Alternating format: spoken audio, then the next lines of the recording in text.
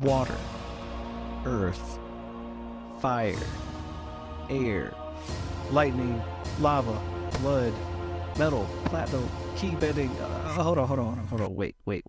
What's next in Avatar Apocolypse? Well, what if I told you today this is exactly what I'm telling you? And it's not because of Korra. Nope, not at all. Not even in the slightest.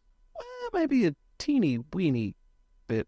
What is up, Theory Busters? Welcome to another episode of Animated Cartoon Conspiracy, where we're learning a new form of bending. It's called subscribe bending. And if you get really good at that, you can also learn how to hit that notification bell for more theories in the future. Well, if you've been living under a rock for the past 20 years, you've probably missed out on the wonderful series that is Avatar: The Last Airbender, a wonderfully animated show that follows the story of Aang, or any avatar for that matter, and how they can save the world from many different types of villains, while in the meantime restoring balance to the spirit world and to people all around them. And if you didn't know about Avatar: The Last Airbender, you probably missed out on the sequel series, Avatar: The Legend of Korra, where the next Avatar, Waterbender, is confronted with a wave of enemies that pose a tsunami of problems to the masterfully trained Korra. And I quite literally mean a tsunami of villains. Like, these villains are a lot tougher than anything Aang has faced, while at the same time, Korra could have beat them.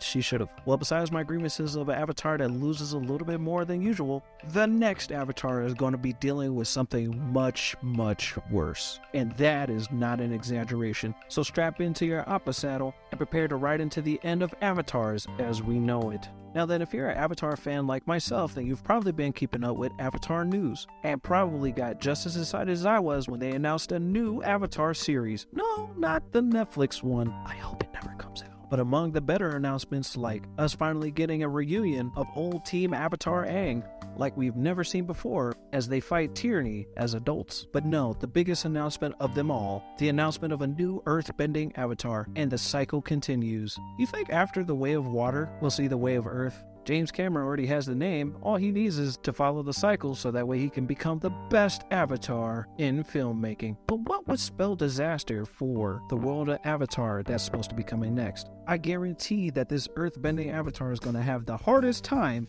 that we've never seen for any of his previous ancestors or her ancestors. But in order to understand what's going to spell disaster for the future of this next avatar, it would probably be best to look at the past of all of the other avatars. Because as you know with Avatar, the past spells your future. Starting with the earliest known avatar is Korra. Then following would be Aang, Roku, Kyoshi, Kuruk, Yang Chen, more on her later, Zeto, Salai, Gun, and skipping a few, Wan. Knowing a lot of these names is pretty important for what happens next, because as you know, the Avatar cycle is predicted fairly easy because it follows the seasons, and because Avatar 1 was technically a firebender, seasons start with summer, and with that, fire is summer, air is autumn, water is winter, and earth is spring. But as the next Avatar is always predicted by season, I think there might be a predictable pattern that we can follow to find out the type of problems the next Avatar will face. A lesser known fact about the Avatar cycle is that whatever the previous Avatar feared or lacked may be the thing that shines through and or be the thing that the next Avatar overcomes very quickly. A prominent example of this would be Aang, with one of his biggest regrets being that he wasn't confident enough and, according to the comments, could not bring peace to both the spirit world and the human world, which explains why when we first meet Korra, she is overly confident and completes Aang's goal in harmonizing both the human world and the spirit world. But I guess that begs the question, what would the next Avatar overcome in Korra's stead? Although it's hard to exactly pinpoint what would be some of Korra's biggest regrets, I have two possible ideas. One of her biggest regrets could be that she found it quite difficult to bring people together when she needed them most. Allow me to explain. When we first meet Korra, she fails to convince Tenzin to take her on his trip back to Republic City. Within the same season, she failed multiple times to convince the people that benders were not all bad. Not to mention that she was so headstrong that she often led away her friends with harsh words. And even in the latter seasons where she tries to convince the beings in the spirit world that humans and spirits should get along once again, she ended up driving a wedge even further down that divide. This is not to say that she didn't fix any of these problems, because she very much overcame all of them towards the end. Korra very much failed public speaking 101, which is why she had to show people more than talk and make promises. And if that's not something that haunts her all the way to reincarnation, the second proposal might, and that may be that she is too self-reliant. Often throughout the series of Korra, we see that she says these common phrases: I can do it, let me do it, I can handle it. And it wasn't until sometime after she was poisoned that she realized she could not fight her battles on her own and became more like water, like Grandma Katara taught her and James Cameron taught her before that. But Korra's downfall may very well be both of these, where we've seen this before, where an avatar can have multiple failings that lead the next avatar to overcome them. Like for example Kuruk, where he lived a short life and felt that he was too lazy and did not take responsibility too seriously, which led to the birth of the Kyoshi warrior. Slight tangent, Avatar is one of the only shows that have the female avatars be the strongest, bravest, and most respected characters throughout the franchise. So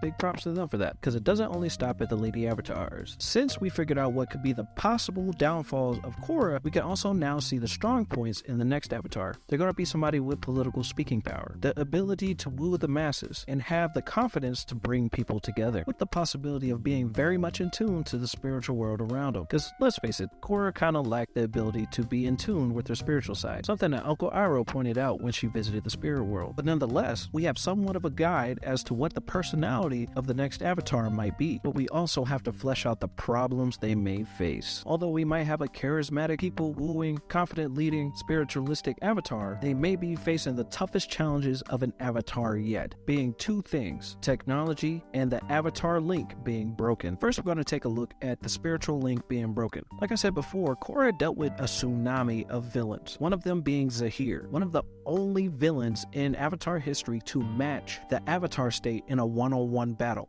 Like, there is no other villain in Avatar history that has bested the Avatar state. Unlike Azula, after Zahir successfully poisoned the Avatar, he succeeded in destroying the Avatar cycle and Korra's link to all of the past lives she's ever had. And that's it. There's no restoring that connection. It's severed. It's done. It's kaput. Capito. And that's why I think the next Avatar is going to have a hard time trying to restore their connection to the past lives. And this story-wise even connects earlier to how we broke down the character traits of the next Avatar. If they're good at entering the spirit world, then they may be the one to restore their past lives and connections to Rava. And the next thing that's going to determine the challenges of the next Avatar is going to be technology. Avatar: The Last Airbender happens to be one of the only series that takes technology seriously, because normally in fantasy adventure stories, they are normally perpetually stuck with the same technology that their ancestors had. Their technology is stagnant. They never get phones. Fantasy video games like Elden Ring, they've been stuck with swords for millennia. Lord of the Rings, many years have passed,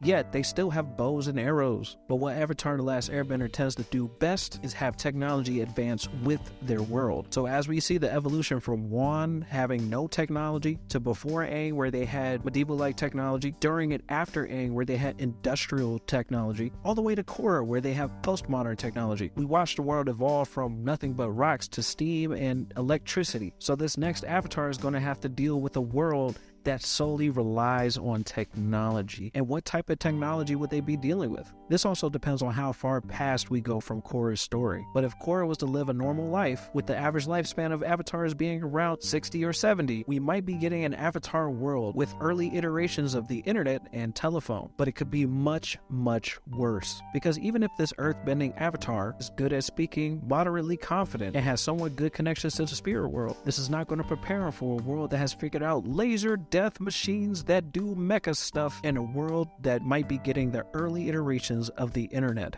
And that's why I think we might be seeing the end of this avatar's world. And this brings me to my last point. Whose family line will the new avatar come from? And I think that might be the grandson or granddaughter of Wu. And my reasoning for this is because of the current personality traits that we mapped out for this new avatar. If they're going to be great at speaking, they must come from a great public speaker. Wu is a great public speaker, and I wouldn't be surprised if he passed that trait down the family line. Not to mention that he was one of the most honest sovereigns that the Earth Nation has ever seen. So that's basically it. That's the theory. We're going to have an earthbending princess or prince who's good at public speaking, whose ties to the spiritual world is strong, that has to repair the avatar ancestor link while fighting a world catastrophe in a world so technologically advanced that a mech suit laser-bearing robot could crash down your city in a moment's notice with AOL speed internet. And you may be wondering, how am I so sure that is going to be a world catastrophe? Well, if there's one thing that's for sure, if there's an avatar cycle, it's going to be a surefire war between the Fire Nation and the Earth Nation, because these are the nations that always start conflict. The Water Tribes are too far apart. The Air Nation is still rebuilding. Republic City still hasn't figured everything out. Kuvira's political presence is still known throughout the Earth Nation, and we don't know know quite what is to become of the Fire Nation after years past, but all that is just a theory.